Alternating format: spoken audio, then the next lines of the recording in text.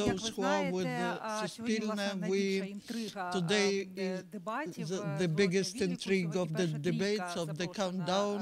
We invited the first three candidates, and as always, we will be keeping the intrigue till the end. We invited Petro Poрошенко, Юлія Тимошенко, and Volodymır Zelenskiy. Who came, who didn't, you will learn it, but irrespective of who visits us, this will be very interesting.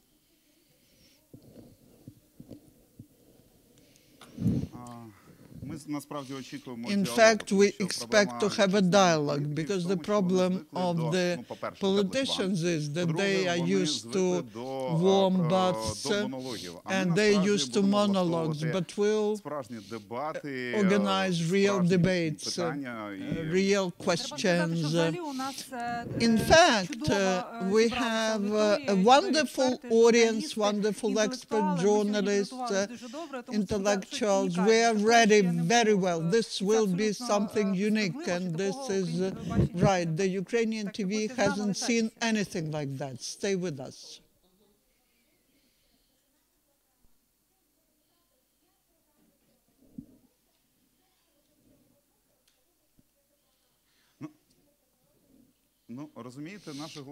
Our main task was so that the viewer has more information about each one of the candidates, so that the viewer understands what the candidates are proposing, what is their understanding of the future of the country, what are the challenges that they see, and if in the result our viewer got this understanding, we will believe that we have done what we had to do. And one more thing, during these discussions, a lot was felt like between the words.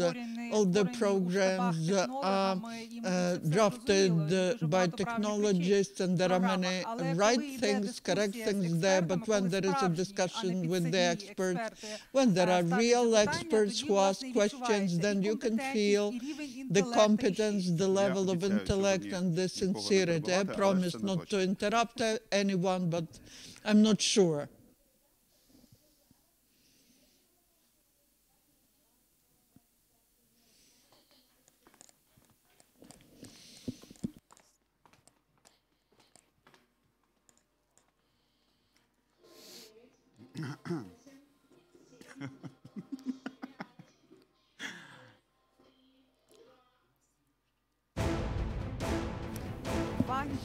Today's till elections, the last program before the first round of elections, and only one presidential position. We are starting our countdown.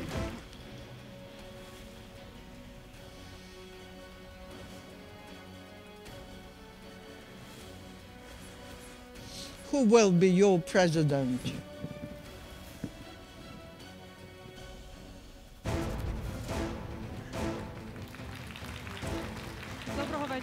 Good evening, I'm Miroslava Barchuk, and this is the countdown in Suspilne. I'm Pavlo Kazarin. The main discussion of the country is starting right now.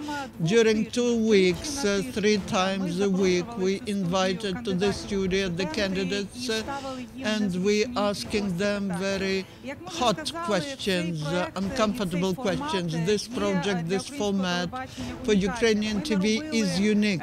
We did not organize any warm baths. We did not organize something very comfortable for candidates, but we did not we were not trying to sort of kill them. There were many good questions asked, and the question would show a lot about the competence of the candidates. We invited to this program 3 main candidates for the presidential chair. According to the results of the sociological survey, we understood if no one comes even, then our colleagues from the printed mass media will print this material with your comment or without your comment, but we were mistaken. First, I will introduce our experts who you see right from me, to the right from me. This is Євген Бистрицький, Володимир Огризько, Йосиф Зісельс, and Igor Burakovsky. Each one of them is first of all a professional and expert in their field, but they are very important for us as thinkers, intellectuals, whose voice the people should hear. And we also invited our colleague journalists who are ready to ask to today's candidates questions. Please get ready, friends. It will be hot, and we are happy to welcome our friends from Box-Check Project, Олена Шкарпова, Максим Скубенко. Thank you for coming. They will be checking everything that we hear during next, I don't know how many minutes, because we cannot plan this program. We cannot say that it will last for so long. It will not be easy for you. We'll be working without any interruption for commercials to save you time and not to lose the dynamic. We are broadcast by the TV channels UA Fest, UA Culture, and all regional channels at UA Krim channel. You can watch us in Crimean Tatar. In YouTube channel you can watch us in English, and besides we are heard on Ukrainian radio. Welcome to everyone, and thank you for be patient. And we understand that possibly here we'll be discussing the problems which will the country face, irrespective of who will be the future president. Even if the future president is the current president, will be discussing the future of the country, the candidate. We will have enough time for that. I will remind you that the viewers will be deciding on what happens to the country on the 31st of March, when the first tour of presidential campaign takes place. And also today you will be able to join us in the program and to vote. We will have a short sociological survey. It's not very representative. We understand that we cannot consider it to be a sociological survey, but nevertheless this is the way to understand what our audience thinks. That's our survey. So what is the main reason of problems in our country? These are enemies, politicians, or voters. You see the phone numbers. And please call and vote. The results will not be representative, but that is how the topic looks like, the topic that we wanted to discuss, the topic of responsibility for our choice. Who is responsible for the country where we live?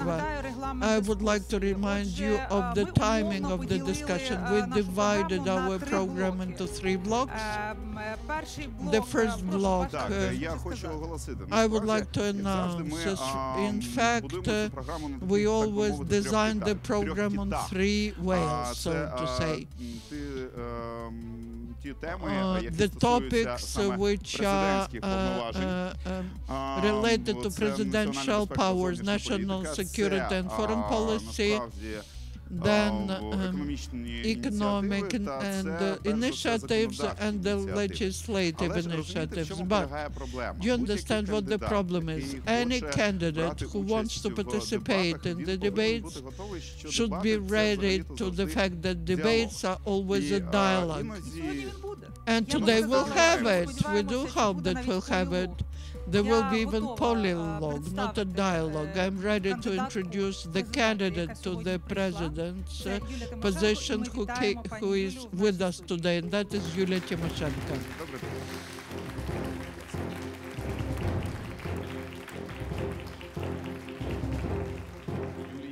Yuliya Timošenko, 58 years old, in big politics for 22 years. During this time, she twice headed the government, twice was in the prison because of political persecution, twice participated in presidential elections, and twice was the second one there.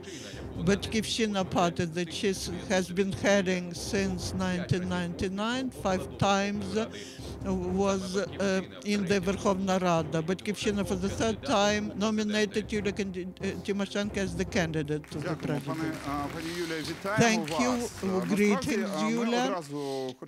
We would like to warn you, we have a certain structure, certain blocks, we have a certain understanding that the future president should be understood for voters, clear for voters, even if the voter did not vote for this person, the person who will head the country will be the president for the whole country.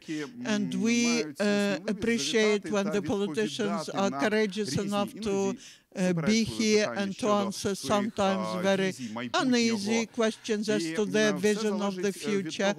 All depends on the time that the politician is ready to dedicate to voters in this country. I would like to remind that it's not just UA first, but 26 regional branches, UA culture. They hear us in Crimea Tatar, in YouTube channel,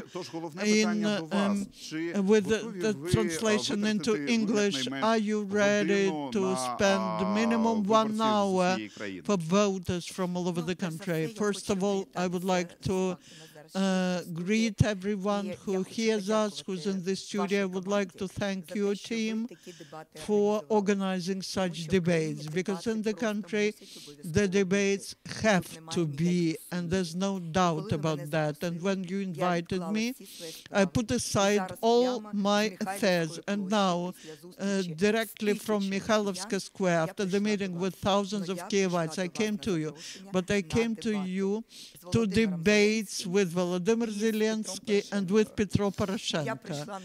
I came to the debates, but there will be no debates, and I think what to do with that. We know we have this scenario. We offer you to debate with the representatives of the civil society, because millions of people are viewing us. We are ready.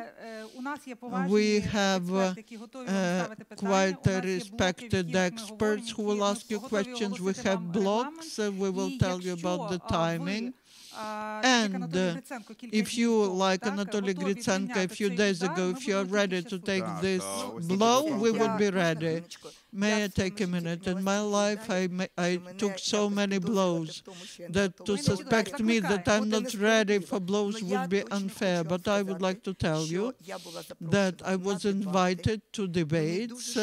I'm so sorry that two powerful people who are high in rating did not find time or probably courage to come to these debates. One will never come to any debates, and the second one with the big rating, I believe, he's driving the bicycle. He's probably still riding a bicycle. But you came to us, to millions of people, and to these people. Let's talk. Dear friends, first of all, I value your time and I value your professional level.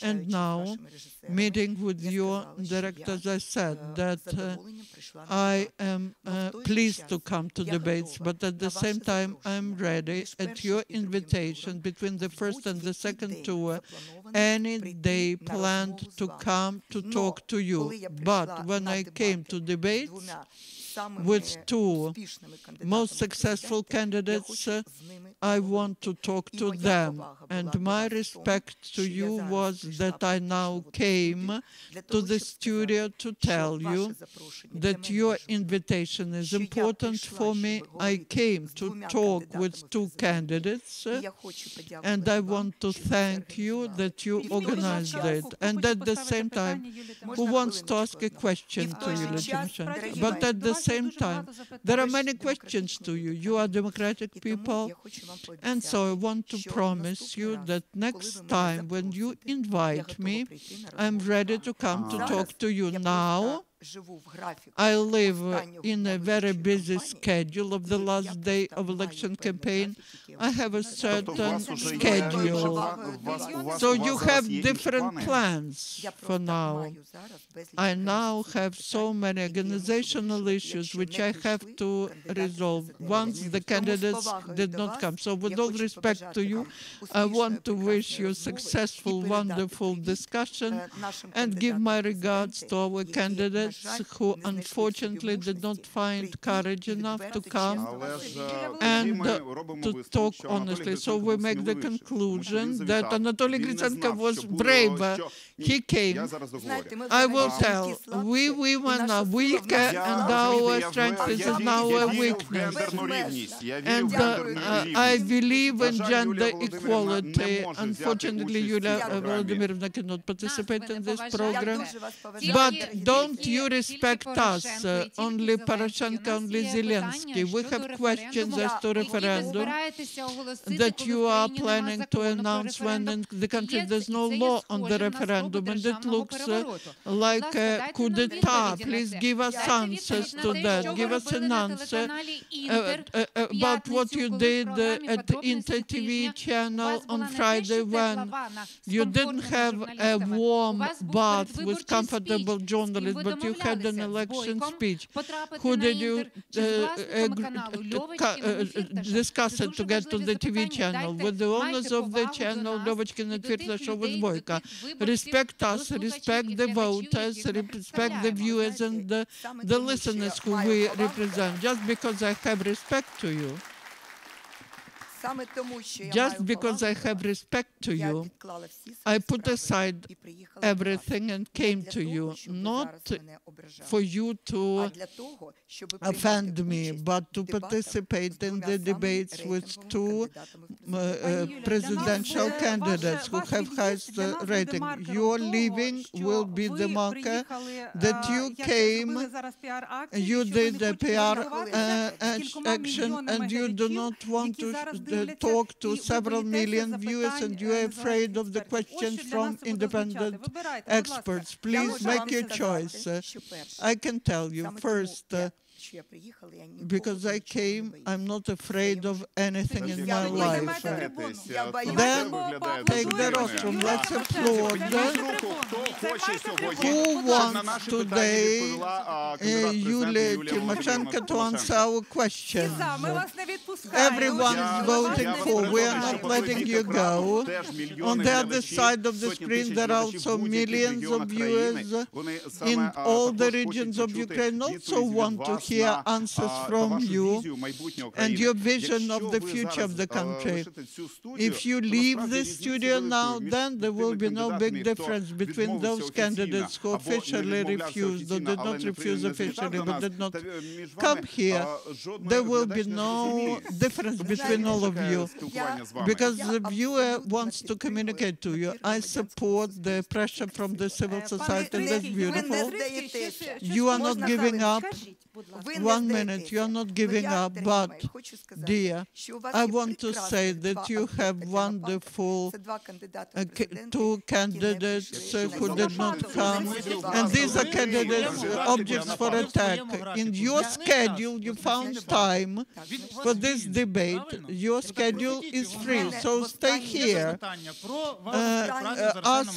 Answer the questions about your cooperation with Dosen Avakov, about the financing of your election campaign. I'm interested why you're so interested. At Inter, you had solo. Why don't you want to have solo here? That is a public channel. It's very politically responsible for you. In presence of the whole team, I take the commitment that the day when you invite me in the same format, but not to the debates with same questions that you have, I will come to talk to you. But you maybe will not be the candidate. Then I think that that's democracy. Yevgen Bystritsky wants to say something. Dear friends, I will finish. Mr. Bystricki and Mr. Agriska are asking. I have a big request to you. I came. I respect your invitation. Now I want to tell you, in case, and I'm convinced in that, after the first tour, when we win, I'm ready to come to the studio and between the first and the second tour to have discussion with you. Sorry, excuse me. This is the sign. Dear voters, now if Yuliya Timošenko leaves, that's a sign. We continue, so we continue. Pay attention to one thing. We had revolution of dignity. Let's not lose it now, the dignity. Show must go on, and it will go on. If someone believes that can come here for 5 minutes and decide that after that we will discuss only her competitors, no. That's what we were talking about. The candidates, Yuliya Timošenko, Petro Poрошенко, and Volodymır Zelenskiy, are saying that they want to fight oligarchs, but they go to debates, to programs only to big TV channels of oligarchs, where they create them warm baths where no uncomfortable questions are asked by journalists like you saw it here. Politicians are afraid of the questions from journalists. That is why we have no one here. Remember about that. When we elect the president and when next 5 years we'll be putting ethical tasks to them.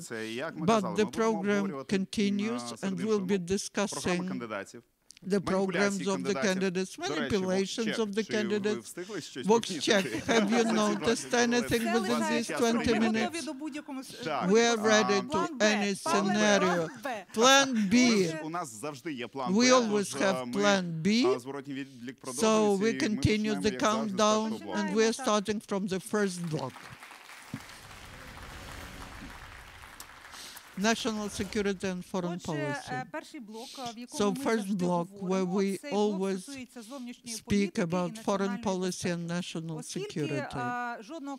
Because now we don't have a single candidate here. The experts will be speaking, who we invited. Volodymyr Zelenskiy, the famous diplomat and the Minister for Foreign Affairs. But we will start from Vox Check, from our experts who prepared some review as to whether these 3 candidates were manipulating in the sphere of foreign policy and national defense. So Maxim Skubenko and Olena Shkarpova, the floor is yours. Thank you, Miroslava. We have looked at what you can see in the programs of the candidates. Let's start with Yuliya Timošenko, who has just left. Yuliya Timošenko believes that according to Budapest Memorandum, after the first aggression against Ukraine, the presidents and prime ministers of the countries that signed have to sit at the table of negotiations and stop the war or aggression. According to the Budapest Memorandum, these countries have to demand immediate actions at the Security Council of the UN only in case of nuclear threat.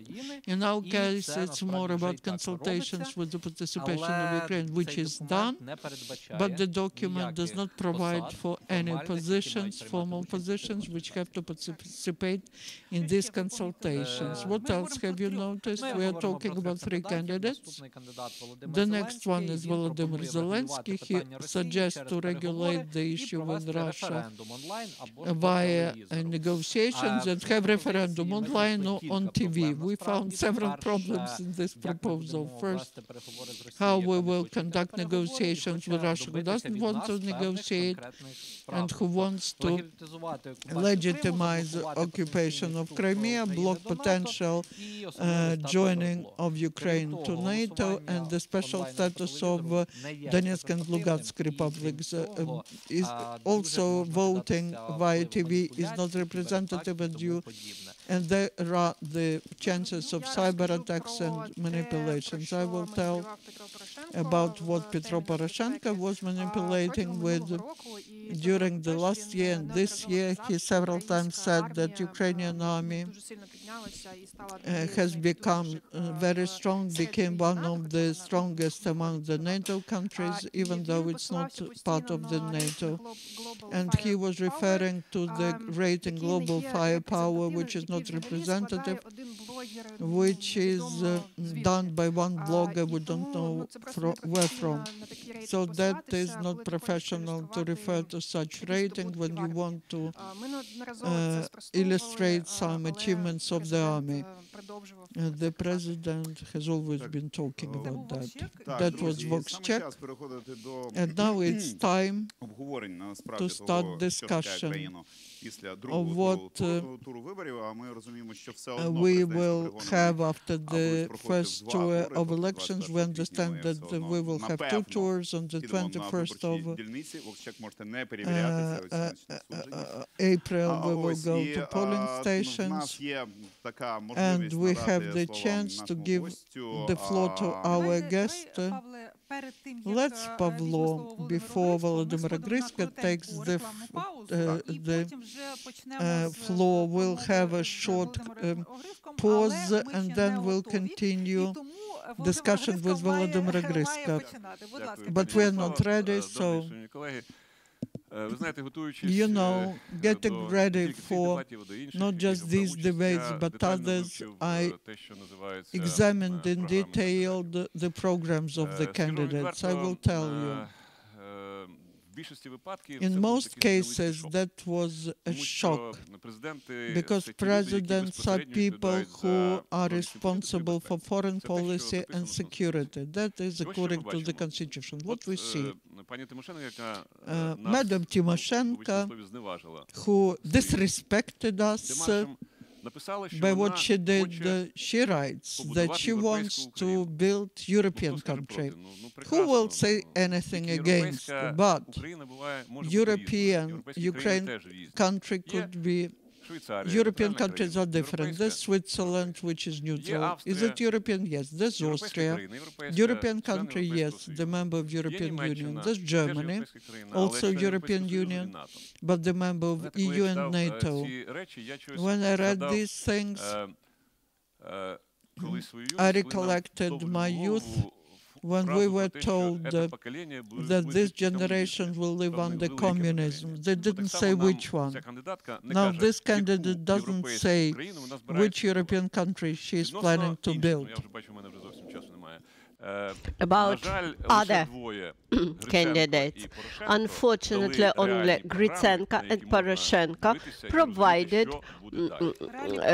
programs which are close to reality and related to the national security and defense and foreign policy. It was Volodymyr Zelenskiy. You will have time later, and now we will make a pause.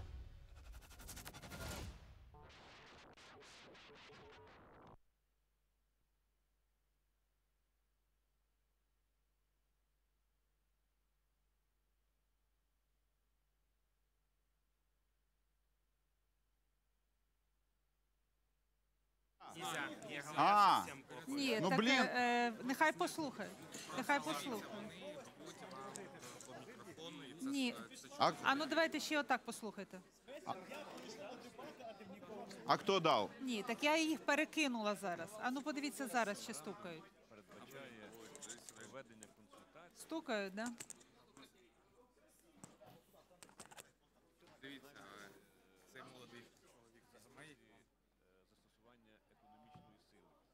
Такі навіть там формулювання є. Тобто це означає, що по ідеї кожна з країн, включаючи Україну, може ініціювати консультації.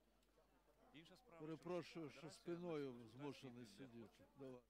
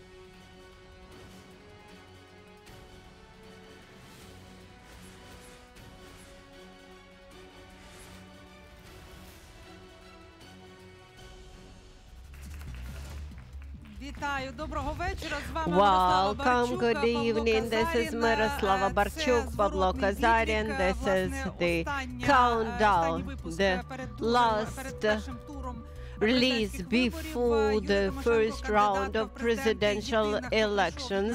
Yuliya Timošenko was the only one candidate who visited us today, but she had called on only for some minutes and then she left. That's why we have 4 experts today who will participate in our program.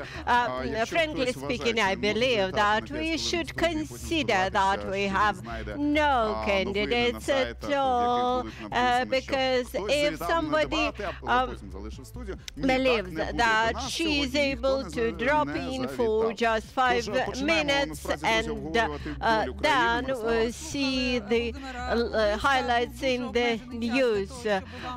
We have heard a statement by Volodymyr Zelenskiy. You had very limited time for sharing your vision, how the candidates see the defense and security policy. But nevertheless, as far as I understand, you were the Minister of Foreign Policy at the moment when the Budapest Memorandum was signed and when we expected or requested for the first time the action plan on NATO access. And could you remind us the policy of that time? There could be 2 visions on that. The request to NATO president was signed by President Yushchenko, Prime Minister Tymoshenko, and Speaker Yatsenyuk. I took this official letter and dispatched it to the head of NATO. Despite the fact that it was not enough time before the NATO summit, they nevertheless agreed to review it. Unfortunately, there was a big gap between official position of the country leaders and the support from Ukrainian people. On the other hand, there were some Ukrainian officials like Ms. Tymoshenko who unofficially informed the NATO leaders that they should not take into consideration her signature on that official request, because people were not supporting the idea of NATO. Okay, so this promoted and started specific attitude towards us. Actually, Ukraine since that time had 6 times changed its position about participation in NATO.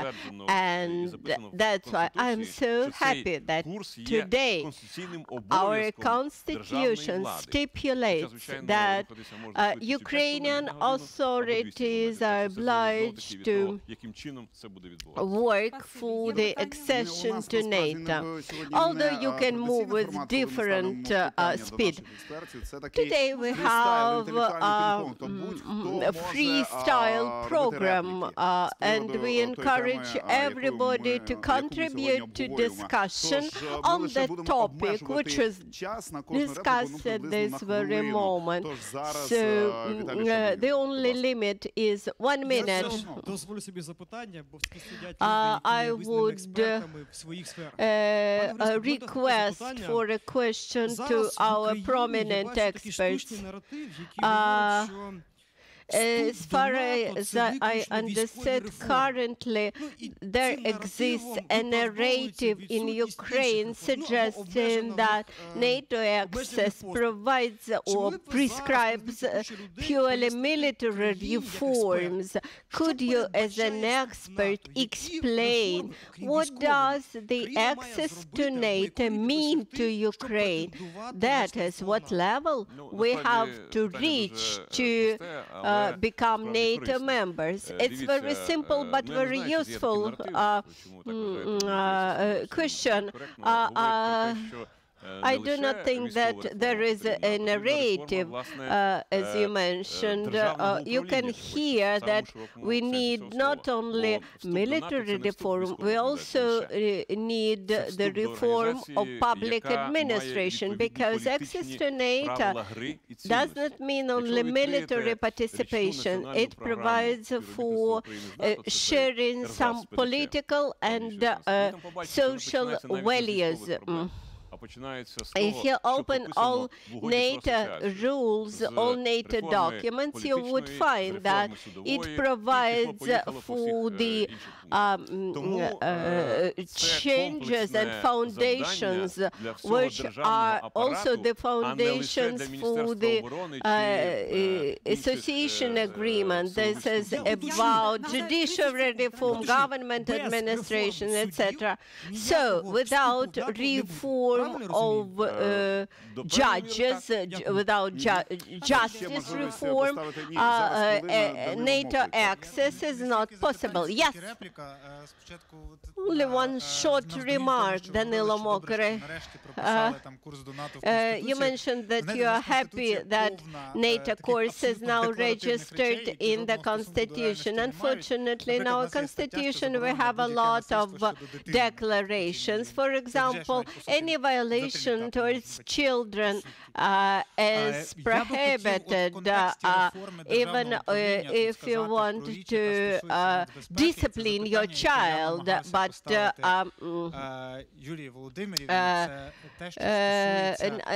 now about the question which I wanted to ask to Yuliya Timošenko, about cooperation between Yuliya Timošenko and Arsen Avakov, Minister of the Interior. It is important to understand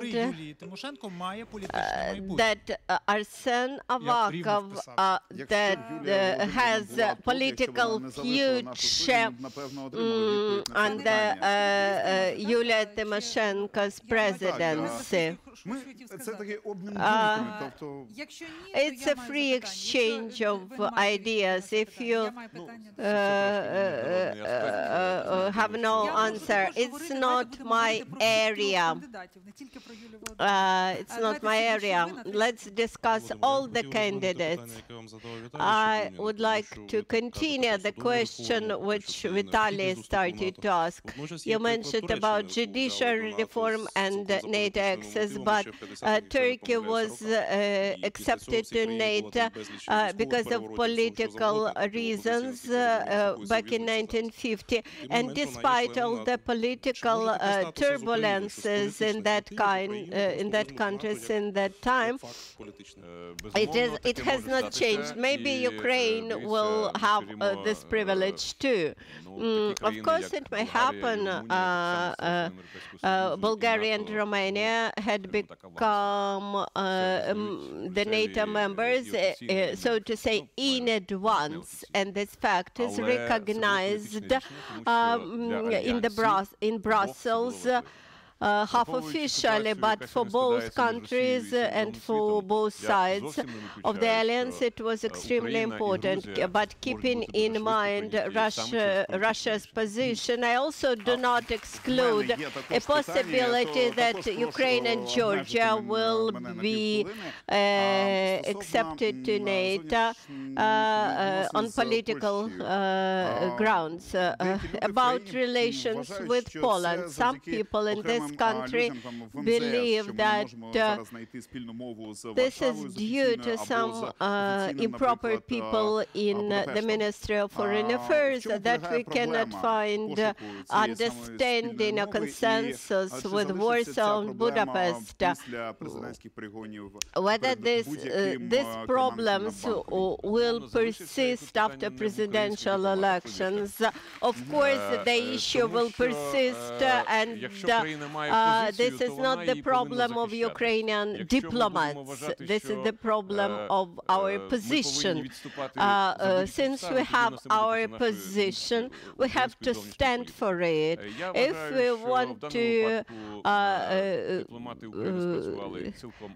defense, or if we want to retreat from our position, there would be nothing good for the national interests, and we should stand on our position in terms of the languages and languages of national minorities, and we should remain on our position in terms of issues with Poland. I recollect 1990s when all the government officials, all the diplomats could discuss very uncomfortable issues in peaceful atmosphere.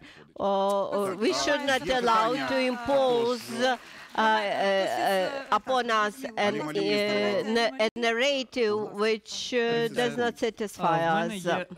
The next question, the next remark, I would like to take responsibility and become a voice of occupied Crimea. During these years after occupation of Crimea, we witnessed a lot of violations of human rights. There is there is no surrender. People nevertheless resist, but the situation remains in place and unchanged.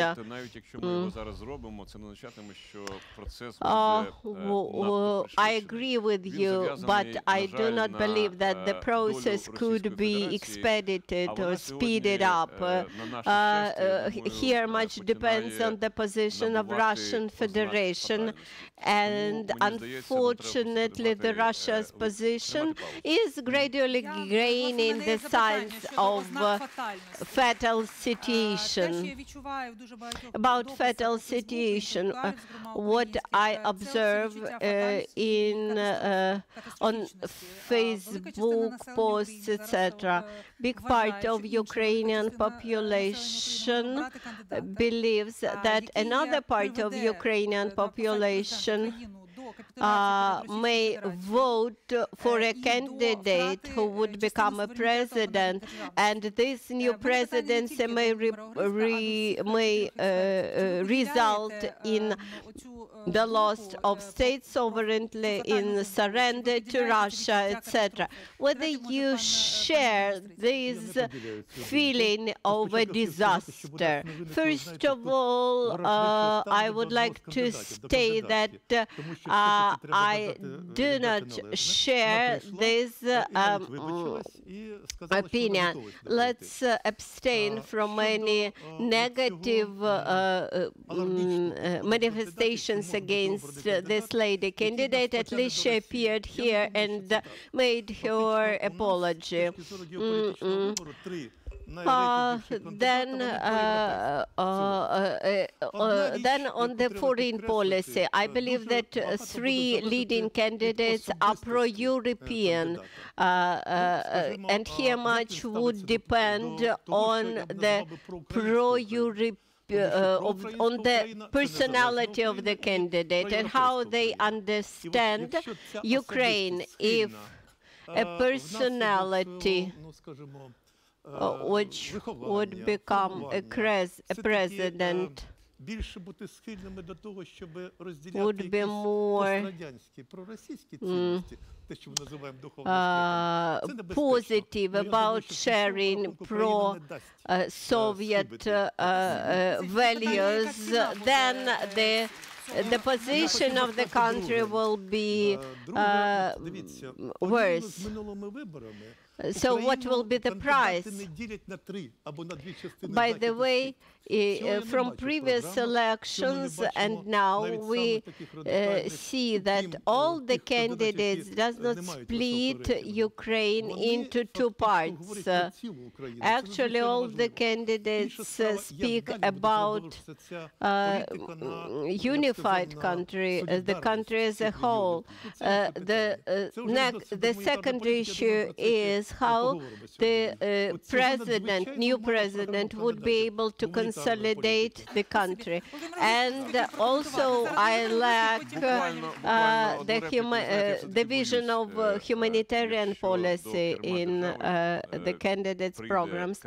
You know, I'm afraid of a situation when the president would not understand the elementary, primarily state functions and principles of public administration. You won't agree to take a surgery with a surgeon who is not a surgeon. It was not mentioned yet. As for the foreign policy, the following text. In all the programs, despite Gritsenko,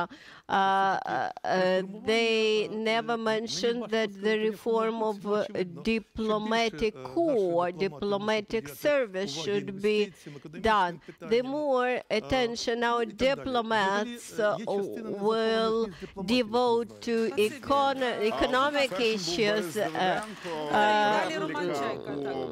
much will depend. My next question. I have a question to Mr. Griska again. When Tymoshenko had repealed her signature in that request, she provided explanation that people in general were not supporting NATO. Whether it was important and is important now.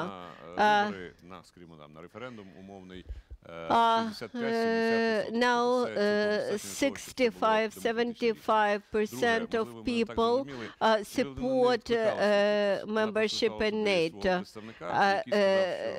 Probably you only understood me. She never repealed her signature officially. She only had sent her messenger to say that please don't take it into account.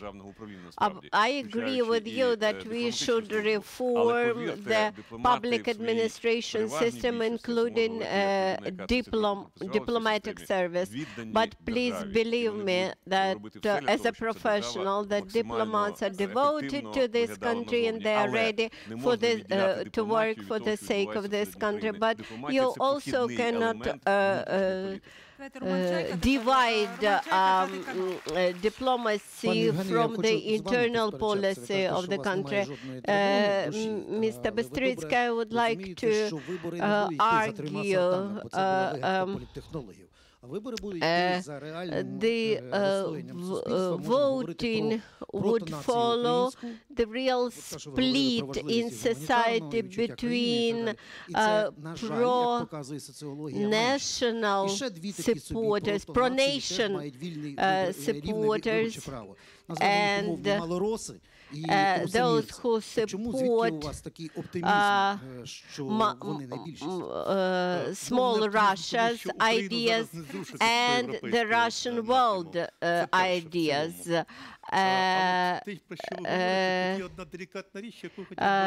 The topic that you had raised is very profound.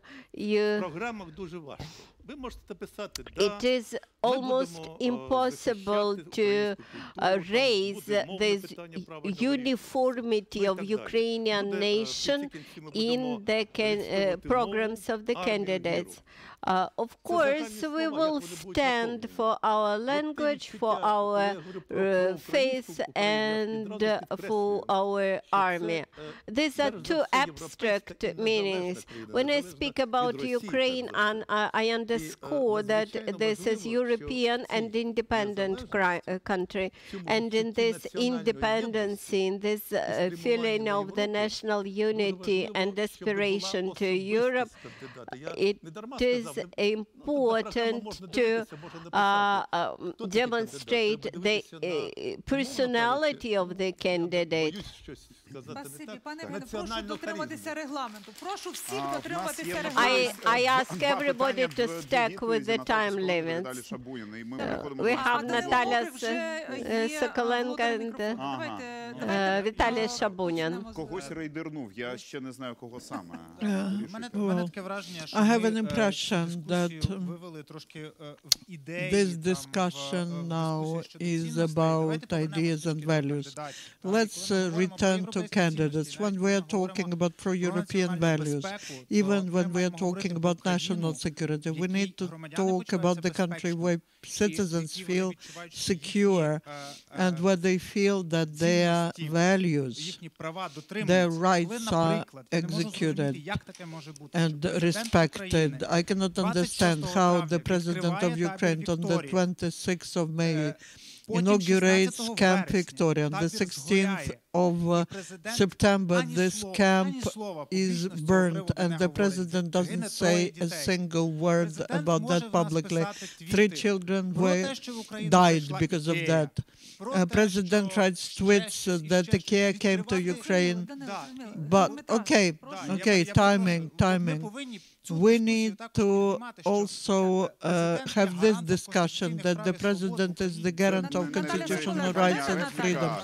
Give the floor to Natalia Sokolenko to continue this question. To you, Miroslava, to you, Pavlo. Where are other participants of the debates? Petro Poroshenko and Volodymyr Zelenskiy. I will answer. I just have information where Zelensky is. I made a picture of the announcement. He's in Brovary at 20. Yes, that's this. The festive concert in Brovary. Everything's clear with Zelensky, but what he said to his team, they didn't say anything. But what's Petro Poroshenko? Probably at some other channel. What do you know? Some candidates send us official refusal. We receive it, and we understand that we should be waiting for them. Some send official agreement, which looks like a promise to participate here. Today, neither one of 3 candidates neither confirmed nor refused. Even that Yuliya Timošenko came here was unexpected for our program. If she really wanted to participate in debates, she would warn us in advance. That looks like manipulation. I will go back to Mr. Griska.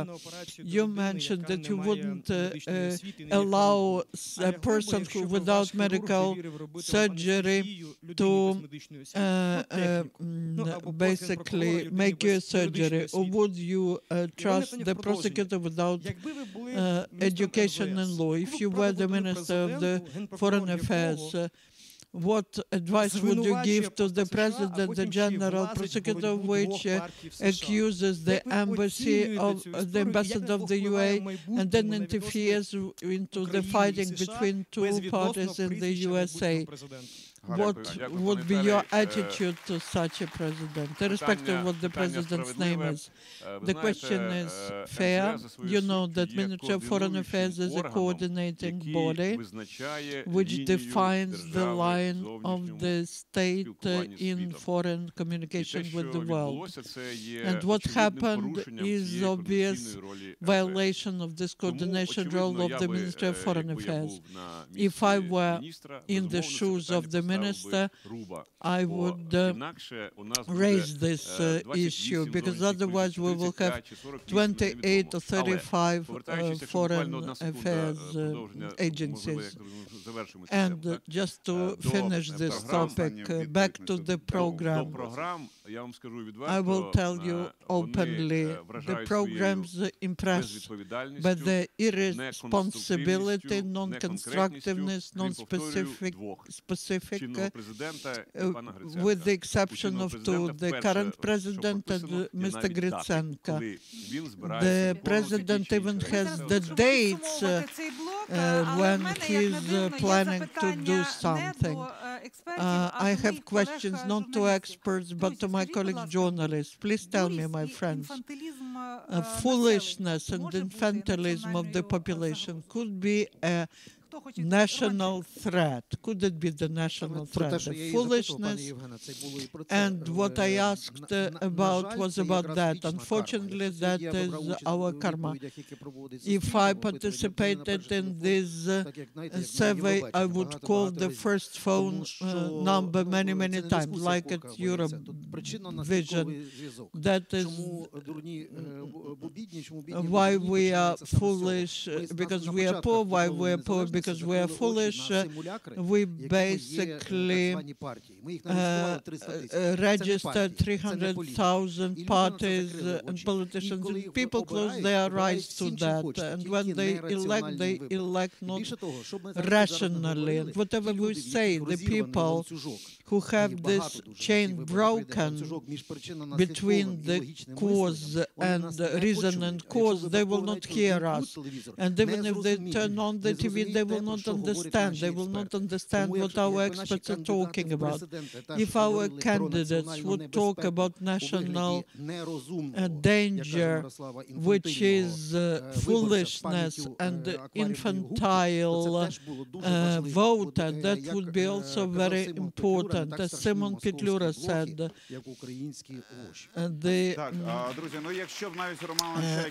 if Roman Chaika had the chance to call several times, that wouldn't lead to anything, because you can call only once from a phone number. I want us to see the results of the survey.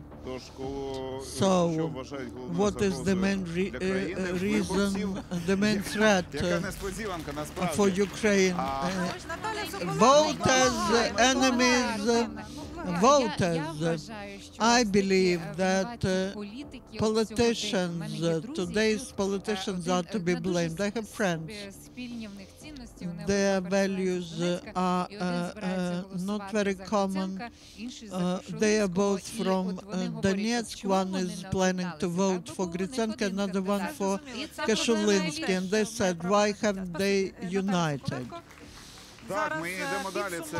Then this is countdown. We continue. We'll be discussing what is ahead, irrespective of what will be the name of the next president of Ukraine, even if the current one is the next president. Stay with us.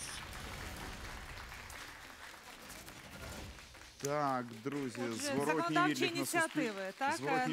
Countdown continues. The next block. Listen, legislative initiatives. That's what we are talking about. Sergei Sherbina will immediately get the floor. We're talking about legislative initiatives, what was needed, what is important and not important for the candidates, judicial reform, medical reform, reform of the law enforcement, sale of land. We are discussing what we need to do and what we will not be able to do. VoxCheck prepared a short review of promises and manipulations from the candidates, and they're ready to tell about that. I'd like to talk about one thing that Yuliya Timošenko manipulates with, that is medical reform. She's against the medical reform, current medical reform. I haven't heard what she proposes, but she proposes to eliminate everything. But her arguments are people will not be able to pay for medicine because they will have to pay.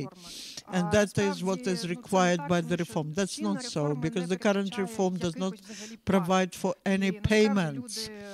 And people even now are paying from their pockets to doctors for medical services, and that's corruption. When Tymoshenko or other politicians, they often talk about that. When they say that we need to cancel medical reform, we do not understand what they offer instead, because the medicine is in awful state now. And from Volodymyr Zelenskiy, we found such statement. I don't know whether we can interpret it as legislative initiative. He was saying that in Canada there are so many Ukrainians. We need to get united with them in the topic of military support. Why Canadians do not support us? That illustrates how that he doesn't know that. We have agreement with Canada, with other countries that looks wrong. Talking about Petro Poroshenko, we would like to give his quotation. It's interesting. Changes into the constitution about the strategic course to EU and NATO. Poroshenko believes that when it is in the constitution, that's irreversible. Nothing could be done, and the whole country will go along this way. As we saw this quotation, we realized that one type of amendment was introduced. That means that another amendment could be introduced, and this item could be removed. And also, what is very important, that the real way depends on practical actions, but not on what is written in the Constitution. That was Vox check, checking facts and promises, and now 90 seconds for Yevgen Bystritsky. What do you believe is important in the candidate? What is important for you? I would like to talk about promises. There is such initiative, the Election Council of Ukraine. We were trying to help our voters to make more rational choice. We asked them questions and then analyzed the programs. What is important to know? That promises, especially legislative of economic nature, and there are most of them in the programs, these are the promises which the candidate cannot implement. To implement that, he has to tell us which faction, which party he will try to get to the Verkhovna Rada, because Verkhovna Rada will be approving the cabinet of ministers, and the cabinet of ministers with the Verkhovna Rada will be executing legislative and executive actions, and most of the promises of the candidates, all three of them, they cannot be executed. The candidate cannot promise that he will reduce or increase tariffs. The candidate cannot promise that he will increase the volume of assistance, that the first month of work of the president, the prices for gas will be reduced twice. We will increase the pensions and so on, or the youth program. Thank you. We need to understand it. Sergey Щербина. It's more a comment, but there will be a question there. I listened to you answering the question of Natalia Sokolenko. As far as I know, tonight Poroshenko and Tymoshenko and Poroshenko will participate in the program of the TV channel of Rinat Akhmetov, TRK Ukraine. We have one big problem. I would like to hear you experts. It's not infantilism which is the problem, but the problem is that we don't have the institution of reputation. Reputation means nothing. The candidates can promise whatever. What we saw in the beginning of our discussion, that is the absence of the Institute of Reputation. You can do what Yuliya Timošenko did. What to do with that? How to return this Institute of Reputation so that the voters understand what this candidate, a politician, what they were doing before, what they are planning to do.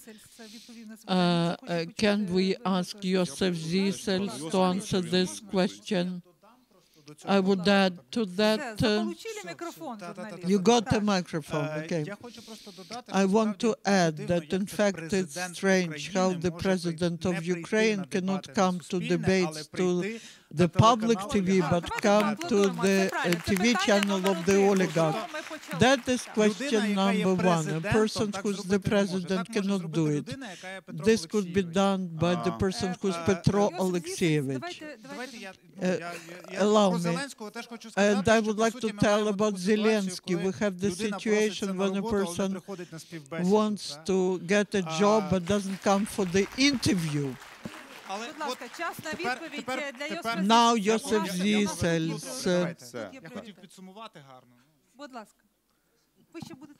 You will have a chance. Good evening. Thank you for inviting me. Talking about reputation, because the question was about that. Reputation is evolutionary view. It's the result of the development of the society in certain conditions. It's just like dignity and other values which are cultivated in the world, especially in the Western part of the world. For that, we need to do something. The reputation doesn't appear from the air. Just like honesty, please continue. Respect to law, respect to human rights, they cannot just appear. We need to pass a long way to achieve everything that you mentioned, especially the value of reputation. But I would like to mention that myself and my colleagues in group 1st of December, it was very difficult for us to make the address that we did 2 weeks ago on elections, because we realized that all these problems that you know better than we do, they are there, they're very serious, but the biggest problem is the problem of security. If we defend Ukraine, if we manage to continue this way, then we can discuss how and what to do with these problems. As to laws, I don't care which laws they offer. These laws will not be executed. We need to educate a person who respects law in the society. And we have the civil society.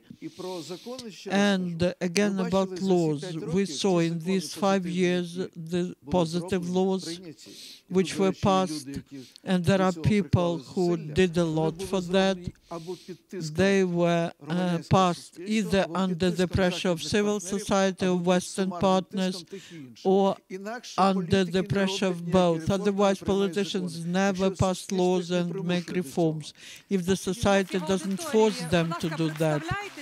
The audience, please introduce yourself. I am Volodymyr Zelenskiy. I'm the editor of Ukrainian radio and the former prisoner of Donetsk Republic. To Mr. Bystritsky, Ukraine is still a Byzantium country where the authorities do not respect the society. Natalka has a feeling of déjà vu because Viktor Fyodorovich was saying, come to me, but no one would go to him. And my question to you is, how long will the candidate be far away from the society? How long will we see that?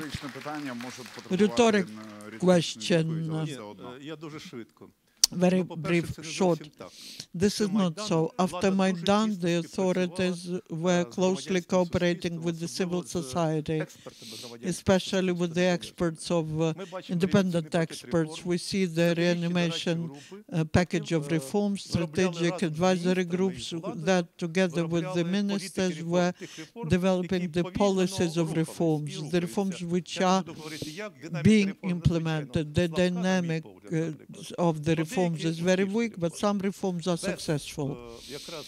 Without this dialogue, then we wouldn't have these reforms. But what happened? наступив перелам the reforms, when the reforms were implemented, then some top people could feel that it's not for their benefit, because then they have to disclose their assets and so on. And then the situation was when the authorities became further away from the society. The top politicians are not going to start the dialogue with the society. I have a question from the audience. Please take the mic. Taras Hallam. I am the head of the NGO organization Kiev, Russia. The question is to the President of Ukraine, to MPs, to Ukrainian society. Don't you believe it's reasonable to introduce additional attestation or testing of people, future candidates, to presidents, for example, when I get the driver's license, I have to to pass some qualification test. The person who will be ruling the country doesn't pass this test. Joseph Zisels. Again, it's about the quality of the society. I was, and there are, and Mr. Shabunin is here, was in the commission on electing the director of Anti-Corruption Bureau and in commission on electing anti-corruption prosecutors. 200 candidates came, or 300 candidates came. There was no one to elect from.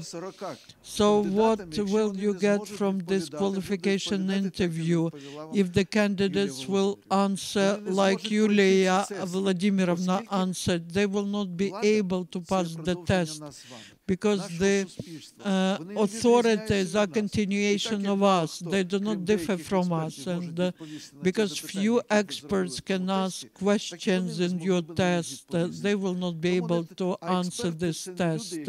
And experts are not people who can become presidents or prime ministers. Vitaly Shabunin.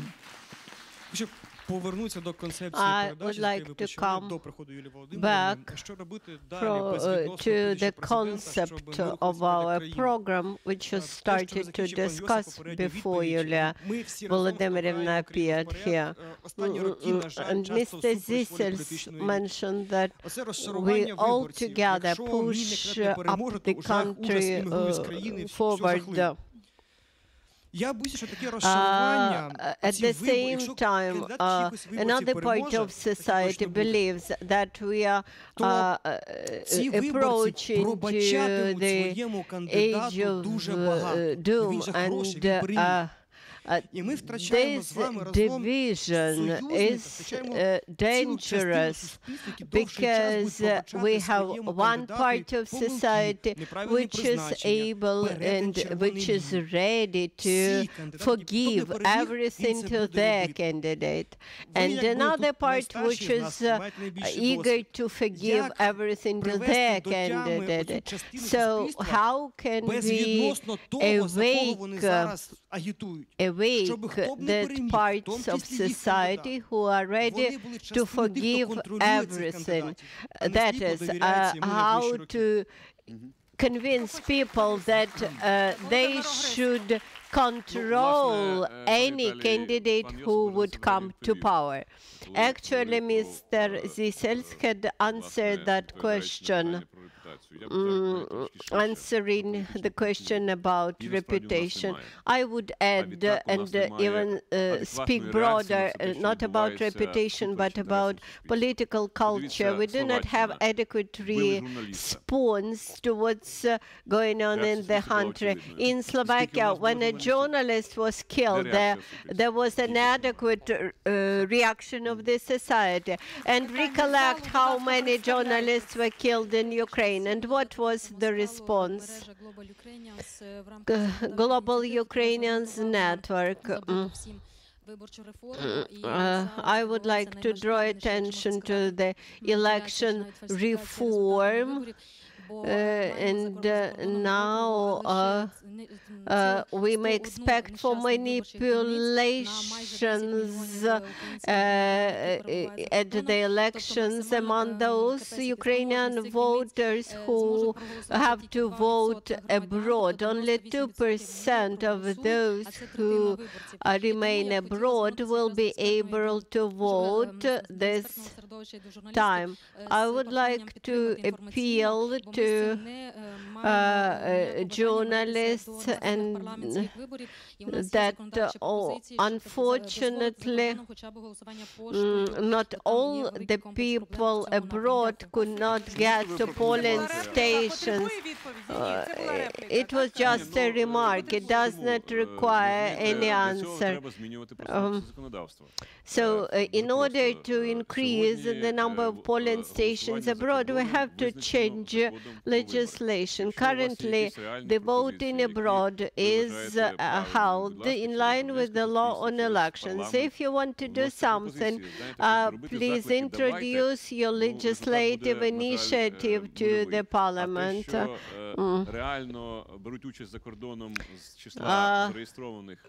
Well, those who are registered, those Ukrainians who are registered but do not vote, yes, this number is big. I'm not a journalist. I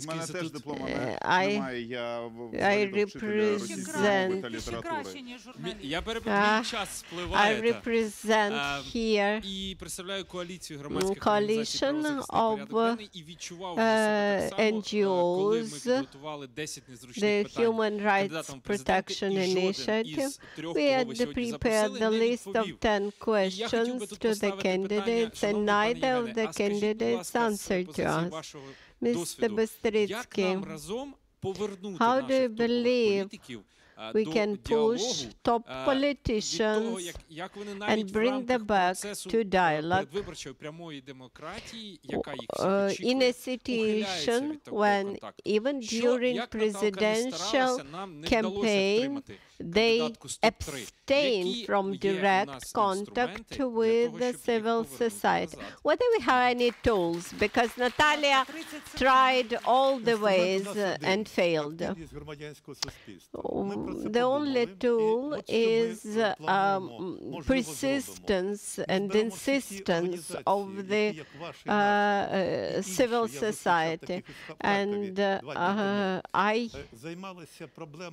believe that organizations like you, like my organization, we should analyze the debates between President before the second round of elections and prepare a questionnaire to those forces who will go to the parliament in parliamentary election. We had discussed the block of foreign policy and discuss communications, but how to communicate the idea about those candidates who might be dangerous to the country from the national security point of view. How to bring the voters to reality, because we are nicely talking here now, but our servicemen are killed at the border. And here I do not mean just one candidate who is now having show in Barbary, but here I mean 32 candidates out of the voting list.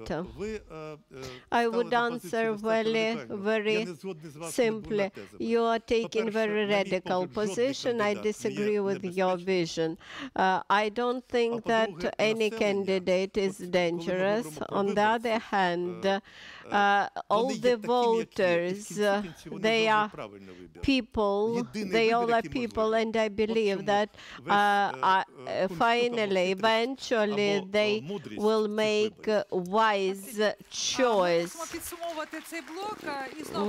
We have to sum up this block, and I promised to Serhiy Sherbina that I will give him the floor during the next block of our program.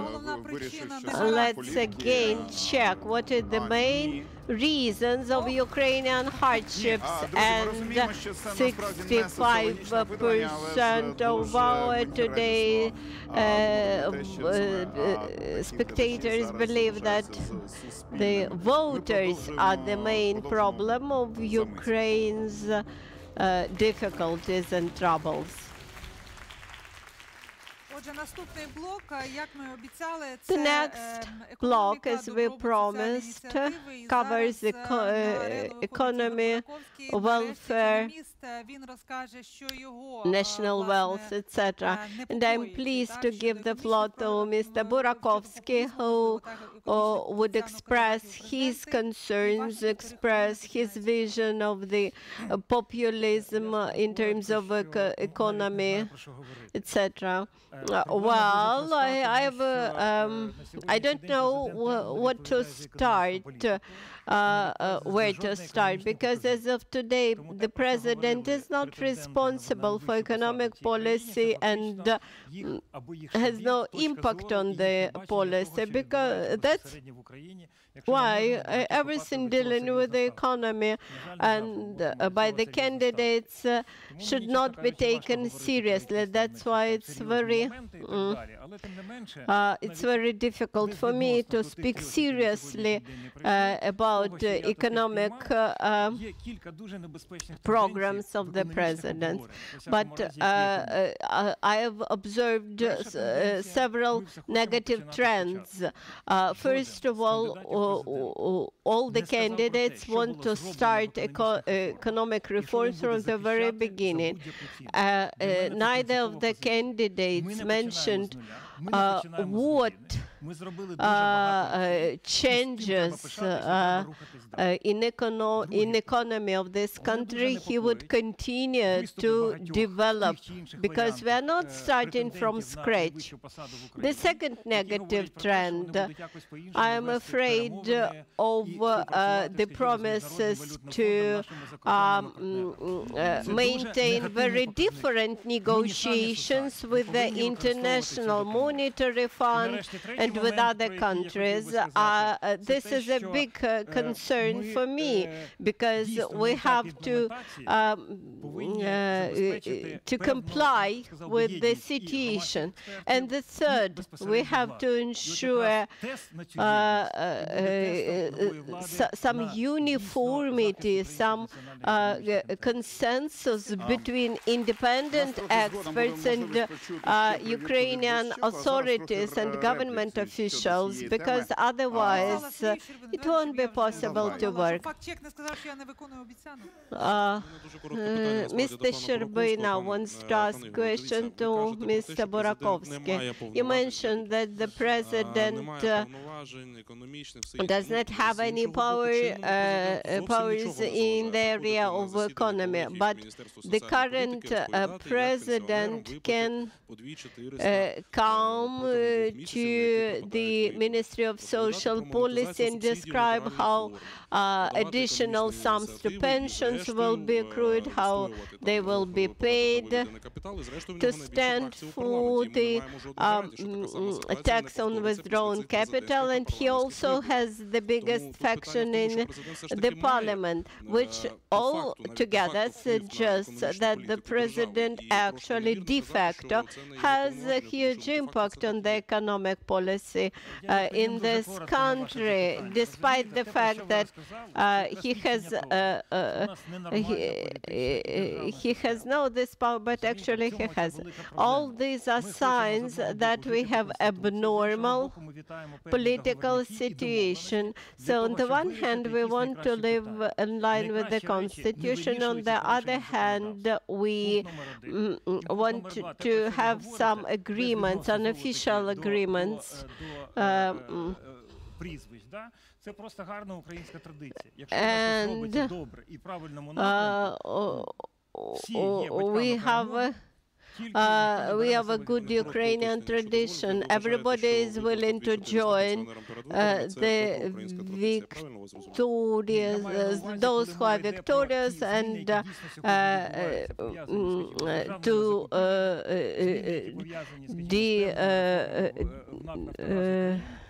split from those who are not successful. Did you mean that 2,400 hryvnia which were paid to Ukrainian pensioners? The problem is not only in those payments which are done before election. The problem is that all the subsidies, payments, they should be recurrent. And I'm afraid that later we won't be able to continue to pay this higher pensions, etc. This is the biggest problem for me. I would like to bring together two things which we are discussing. First, the voting, a bit manipulative voting, and the second discussion about the economy. 65% of voters who should be blamed for all the troubles of Ukraine. Ukraine is the only one country where neither of social strata began to live better since 1989. People, this was the economic policy which made them poor, but this was due to those leaders who were elected by these people. Each time the nation tries to find the optimal choice. It votes for those whom one believes to be better, while politicians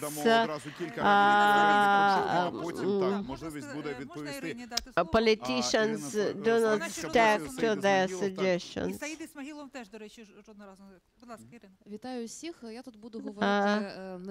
Good evening, everybody.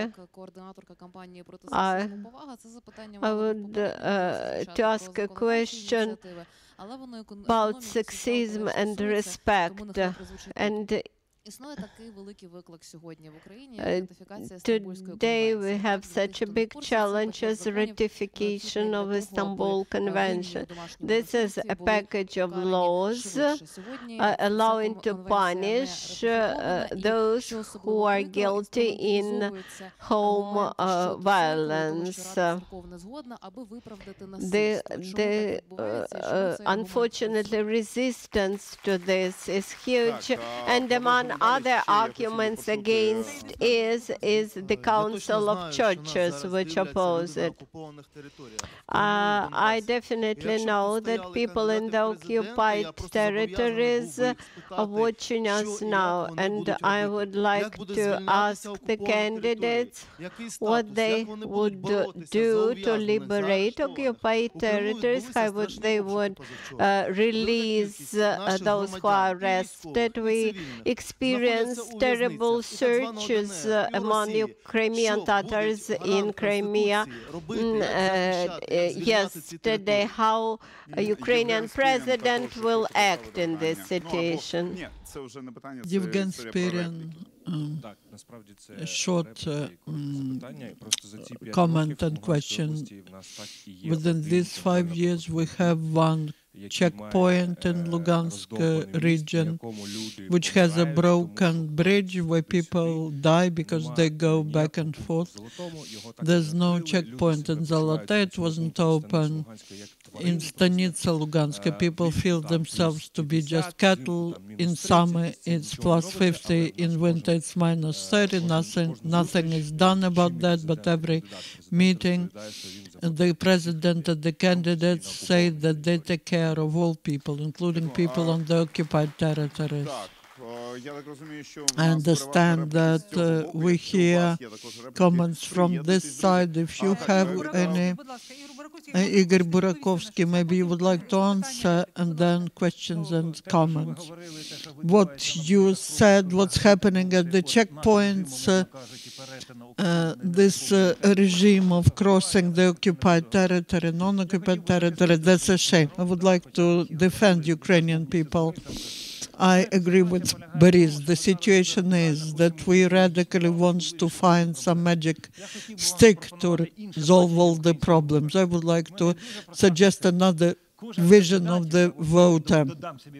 Every candidate practically gives a test to the society. Zelensky, test for emotionality of Ukrainian people. Do we like or don't we? Poroshenko, the test for perceiving the processes of statehoodness, whether they're right or wrong, depending on the situation. Tymoshenko, the test for historic memory of political memory with the people of Ukraine. Rutsenko, from my point of view, this is the test for the belief of society that among the politicians there could be some democratic alternative. And Boyko Vilkov and others, that's the test for perceiving the changes, whether they're needed or not in Ukraine. If we talk within such coordinates, we need to communicate to people differently, but we can talk about eternal values. We have competition for the mic. Shabunin.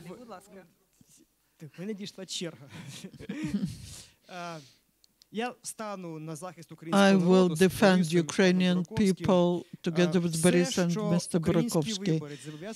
Everything that the Ukrainian voter owes to the state is in the tax code, and most of the Ukrainians execute that.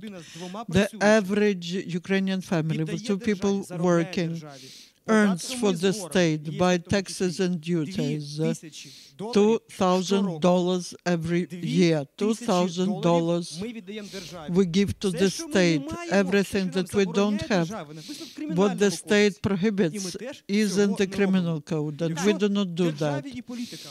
If the state and politicians do not like the quality of voters who allowed concentration of media in hands of 5 oligarchs, voters on national councils, on television, and anti-monopoly committee in hands of the politicians, are we to be blamed, the politicians who did not cope with their duties? That is why it's not voters who are bad, but we have done what we have to. The politicians haven't. Danilo. 20 seconds. I would like this sociological survey on 65% of those who believe that the problem of Ukraine is in voters.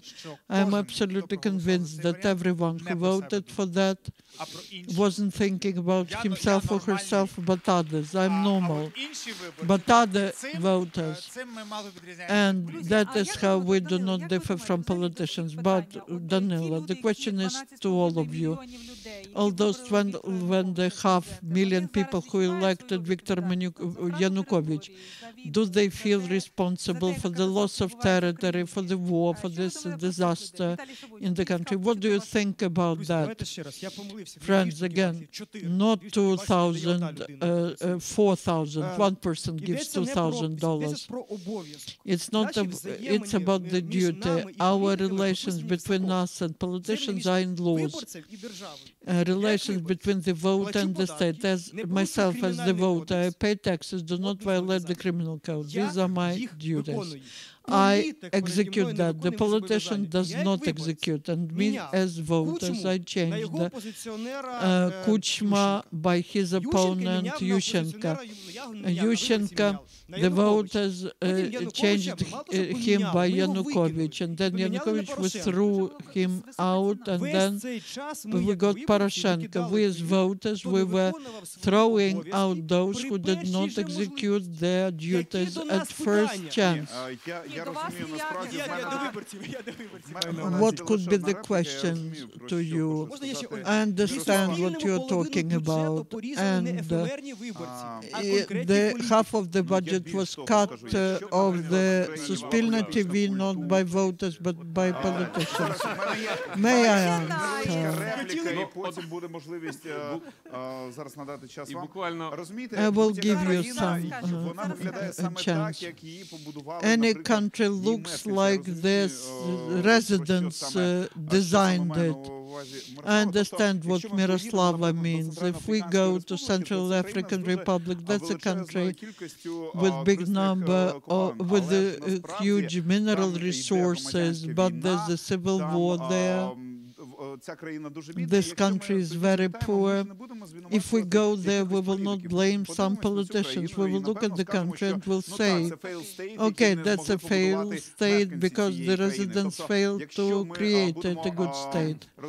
If we are a developed country, or we become a failed state, it will all depend on us, politicians who we elect, but we elect them in our country. We do have competitive elections. Volodymyr Zelenskiy. Vitaly, I wanted to dispute with you. By recent time, 50% of our economy was in shadow. We all witness this economy in envelopes, and you and me, when we get money this way, we take responsibility. It seems to me that you want to transfer this responsibility upon politicians. I believe that that is what we were afraid about.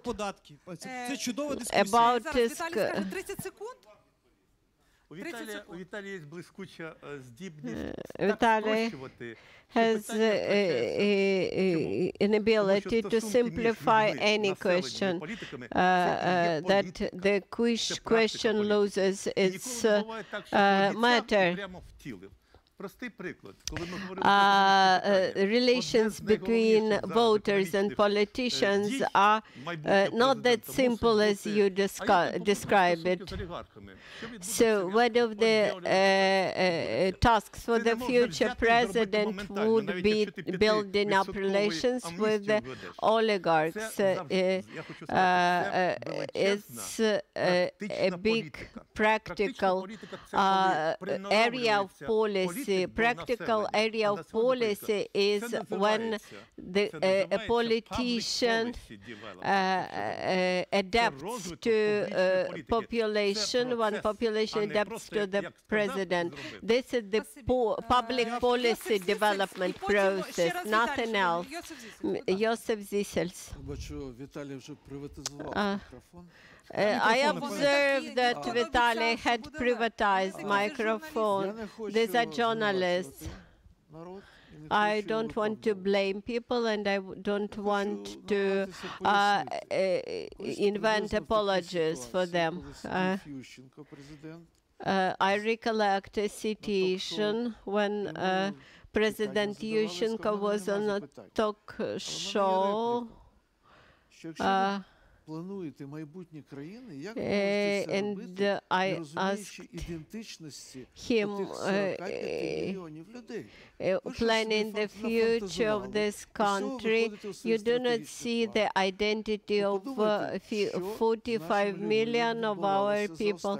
Just recollect what happened to Ukrainian people during the last 400 years. This is colonial dependence from Poland Poland, from Turkish Empire, from Russian Empire. There was 70 years of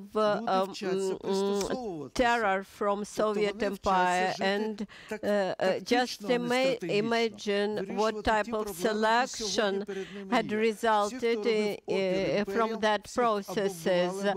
Those who were able to surrender, they were either killed or thrown out from the country. Those who survived in this country, they have to adapt to the situation. They have to invent how to live in this country.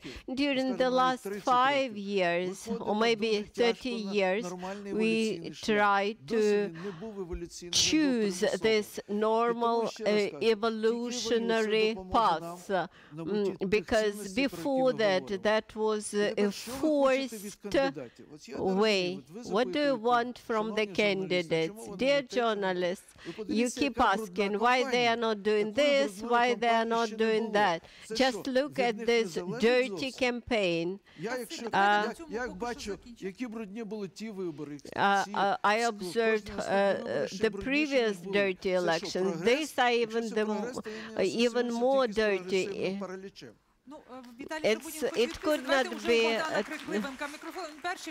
Богдан Крикливенко has the microphone.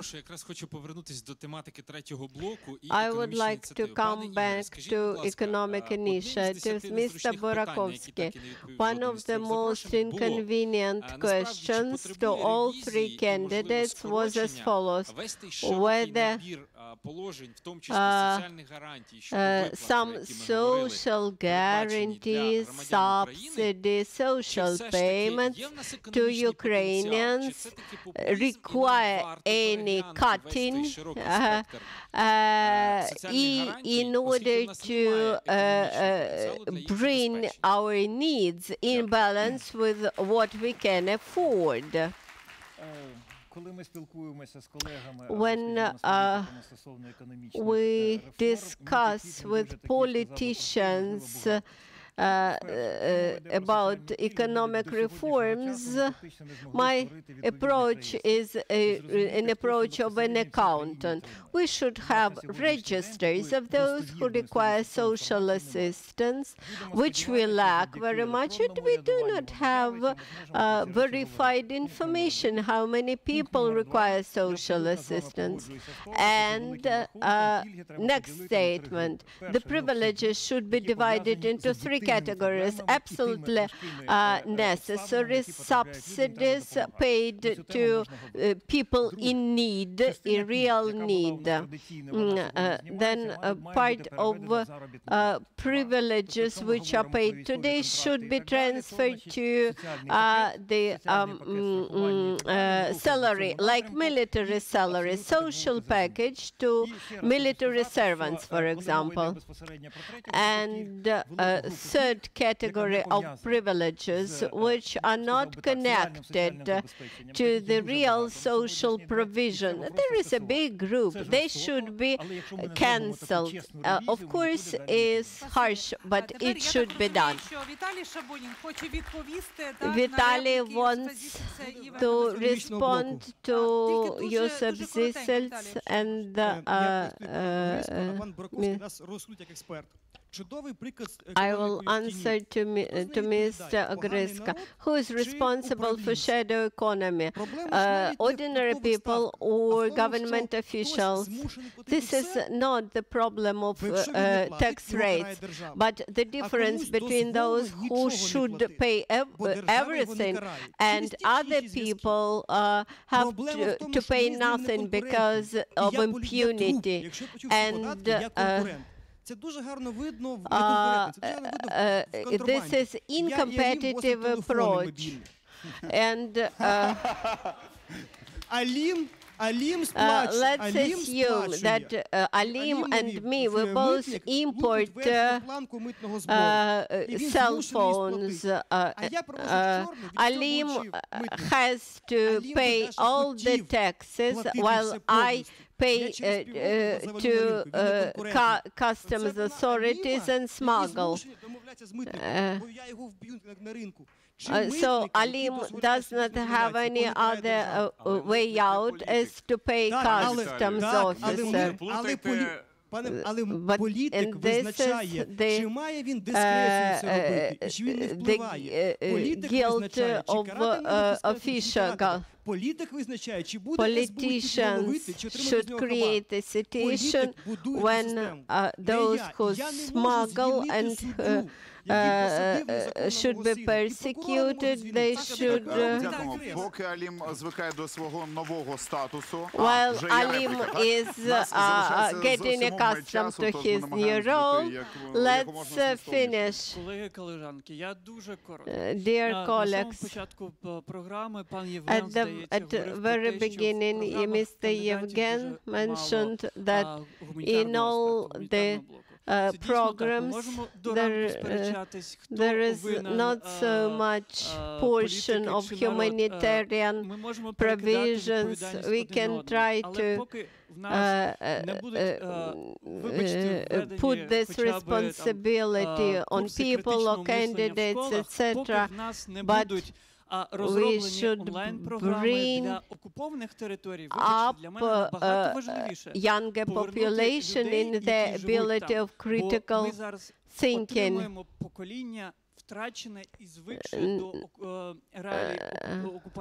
We are losing that young generation of voters who are growing in the occupied.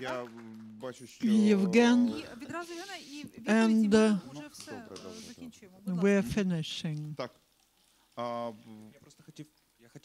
I just wanted to remind about Irina Slavinska's question about the Istanbul Convention and the Council of Churches. Natalia, if you have some comments, Igor Burakovsky, and then we'll finish. Just summing up, everyone will have 30 seconds, very brief. Vitaly is absolutely right, because it's about ensuring equal rules of game. When we're talking about equal rules, we always are talking we and they, we, society and authorities. Then the third player, business. Many Ukrainian entrepreneurs are trying to create their organizations to protect their rights, to fight smuggling with all this gray economy, to do that. This is civil, that is what civil society should support. Volodymyr Zelenskiy. We can normally be perceived in the world only if we are consistent and stable. I believe that the day after tomorrow we all go to polling stations and will make a choice which will not do any experiments with our country, especially under Russian aggression. Yosef Zisels, I would like to explain the answer to Irina's question. We live in a very conservative society and we need to accept it. This could be changed, we can change it, but we are not alone in the world. We depend on the processes which are happening in the world, and they're not supporting what you are talking about. In the world, there's a shift to rightist conservative part of the spectrum, but when it's about Western countries, they have enough democracy not to have distortions that you mentioned. In the East, any shift it leads to anarchy, to radicals, to violation of rights. There's no such democracy like in Great Britain. And on elections, the day after tomorrow, for me, the most important thing is if we preserve Ukraine, we'll move forward like we did. If we do not save Ukraine, we will not have even this chance. I think which one of candidates has lowest risk to give this country up, to surrender this country to Russia? Very briefly, I'd like to say at any choice, the country will be preserved. Another thing is whether it will be moving faster or slower. And that is what we need to understand. I thank you for the question about humanitarian and cultural policy. That's the weakest place in the programs of all our candidates, especially those who are top candidates: Євген Бістрицький, Йосиф Зісельц, Мистагриська and Burakovsky. Not a single candidate was in our studio, but we continue to work on Sunday after the polling stations are closed. 7:30, the countdown will continue. Thank you for being with us. Thank you, the journalists, our colleagues, and wise choice for you.